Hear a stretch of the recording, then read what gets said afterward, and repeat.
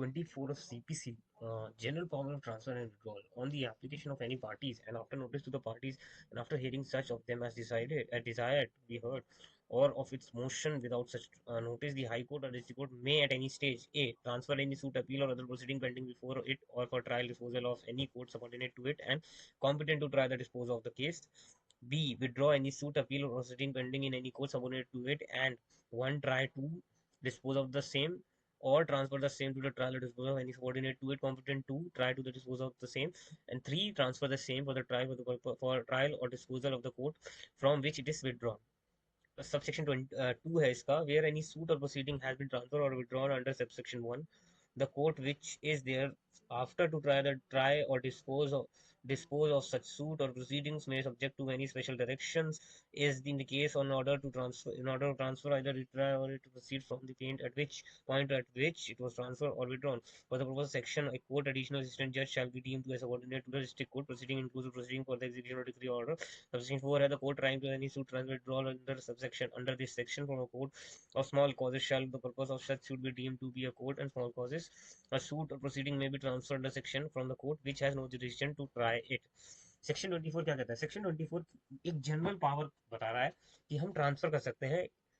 And withdraw कर सकते हैं क्या, सर्टेन मैटर्स हाई कोर्ट से, जैसे कि हाई कोर्ट या कोई डिस्ट्रिक्ट कोर्ट अगर किसी सूट से रिलेटेड कोई अपील या प्रोसीडिंग अगर कहीं पेंडिंग है या कहीं सबॉर्डिनेट कोर्ट में पेंडिंग है तो क्या हो सकता है इसमें, तो वो क्या कर सकता है, इसको ट्रांसफर कर सकता है। एक पेंडिंग सूट मान लो है या कोई अपील है, कोई प्रोसीडिंग सबॉर्डिनेट कोर्ट में है, तो वो उसके पास ट्रांसफर कर सकता है जो उसको सुनने के लिए कॉम्पिटेंट कोर्ट हो, या फिर वो विड्रॉ करवा सकता है उस सूट या अपील या प्रोसीडिंग को जो किसी सबॉर्डिनेट कोर्ट में पेंडिंग हो, सबॉर्डिनेट कोर्ट मतलब नीचे के कोर्ट में पेंडिंग हो, और वो उसको कह सकता है कि इसको ट्राई करो, डिस्पोज ऑफ करो या खत्म करो इसको, या इसको ट्रांसफर कर सकता है सबॉर्डिनेट कोर्ट से और रीट्रांसफर कर सकता है ओरिजिनल सबॉर्डिनेट कोर्ट से उस तक। तो अगर एक बार केस जो है वो ट्रांसफर हो गया या विड्रॉ हो गया सब सेक्शन सेक्शन 24 में, तो जो रिसीविंग कोर्ट है जिसके पास ये मैटर जा रहा है उस पर डिपेंड करता है ट्रांसफर ऑर्डर की डायरेक्शंस को वो कैसे लेता है, या तो वो फ्रेश ट्रायल करेगा प्रोसीड, या फिर वो उसी स्टेज से उठाएगा जहां से वो केस उधर चल रहा था। इसमें जो पावर है सेक्शन 24 में वो डिस्क्रिशनरी पावर है और ये एक्सरसाइज की जाती है किस पे, फैक्ट्स और जस्टिस के बेसिस पे। सब सेक्शन 5 भी कह रहा है, इसका क्या कह रहा है, ये कह रहा है कि एक सूट जो है जिसकी प्रोसीडिंग जो है वो अगर पेंडिंग है, अगर इसकी प्रोसीडिंग्स जो है अगर ट्रांसफर की गई हैं अगर ओरिजिनल केस में, तो ओरिजिनली वो फाइल हुआ है किसी कोर्ट में, क्योंकि कहने का मतलब ये है कि अंडर सबसेक्शन 5 ये कह रहा है कि सूट और प्रोसीडिंग में be transfer even if originally, अगर वो थे before a court which lack jurisdiction to try it, अगर वो किसी ऐसे कोर्ट के पास थी जिनके पास जुरिडिक्शन नहीं था उसको करने का। तो इस सेक्शन 24 में फ्लेक्सिबल प्रोसीजर दे रखा है जहां कोर्ट को अलाउ किया जाता है कि वो रीडिस्ट्रीब्यूट करे किसी को अक्रॉस कहाँ प्रॉपर कोर्ट्स में, कि कहाँ वो ट्रायल होगा कहाँ डिस्पोजल होगा, पब्लिक की कन्वीनियंस और पब्लिक के इंटरेस्ट में, ताकि एंड में जस्टिस मिल सके, ताकि इनिशियल रॉन्ग से बच सके हम, lack of judicial case transfer खत्म हो सकते हैं, इसलिए इसलिए transferring of case to competent court को कहा गया है। इसका एग्जांपल ये है, इसको सिंपली समझाऊं मैं। फॉर एग्जांपल अमित ने केस फाइल किया, एक सिविल सूट में केस फाइल किया डिस्ट्रिक्ट एक्स में, ठीक है। बाद में क्या हुआ, प्रोसीडिंग के दौरान ये पता चला कि जो सब्जेक्ट मैटर है या जो टेरिटोरियल जुरिडिक्शन है वो इम्प्रॉपर है, या एक पार्टी जो है वो तो दूसरे डिस्ट्रिक्ट में रहती है, तो और उसको उसका डिस्ट्रिक्ट तो जो दूसरा कोर्ट है डिस्ट्रिक्ट वाई, वहां अगर केस फाइल करते तो ज्यादा कन्वीनियंट होता। तो यहाँ पर जो डिस्ट्रिक्ट कोर्ट है वो कंसर्न हाई कोर्ट को रिक्वेस्ट करेगा कि वो सुओ मोटो, या तो वो सुओ मोटो कर देगा या वो रिक्वेस्ट करेगा कि अंडर सेक्शन 24 सीपीसी या तो वो इस केस को ट्रांसफर कर दे कॉम्पिटेंट डिस्ट्रिक्ट के पास, या फिर वो इसको केस को डिस्ट्रिक्ट एक्स से विड्रॉ करने की परमिशन दे, ताकि वो सबऑर्डिनेट कोर्ट में प्रॉपर्ली कॉम्पिटेंट कोर्ट के पास जा सके इस मैटर को लेकर। तो ये केस क्या कहता है, ये कहता है रीशफल करने का ऑप्शन देता है तो अप्रोप्रिएट टर्म्स पे जो टेरिटोरियल सब्जेक्ट मैटर पे अगर कॉम्पिटेंट कन्वीनियंस देखनी है, ताकि इंश्योर कर सकें हम जस्टिस और प्रोसीजरल रोड ब्लॉक्स ना हो पाए इसमें।